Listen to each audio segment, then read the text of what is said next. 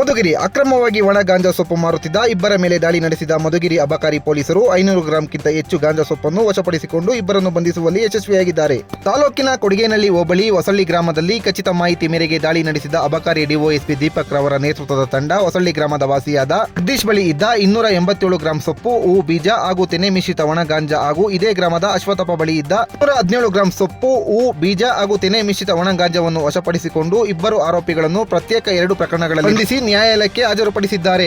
ಅಬಕಾರಿ ಉಪ ಆಯುಕ್ತರವರ ಮಾರ್ಗದರ್ಶನದಲ್ಲಿ ಅಬಕಾರಿ ಡಿವೈಎಸ್ಪಿ ದೀಪಕ್ ಕಾರ್ಯಾಚರಣೆ ನಡೆಸಿದ್ದು, ಈ ವೇಳೆ ಅಬಕಾರಿ ನಿರೀಕ್ಷಕ ನಾಗರಾಜು, ಉಪನಿರೀಕ್ಷಕ ಕರಿಬಸಪ್ಪ, ಸಿಬ್ಬಂದಿಗಳಾದ ರಾಜೇಶ್, ರಮೇಶ್, ಜಗದೀಶ್, ಶರಣಪ್ಪ, ತೌಸೀಫ್ ಖಾನ್ ಮತ್ತಿತರರು ಹಾಜರಿದ್ದರು.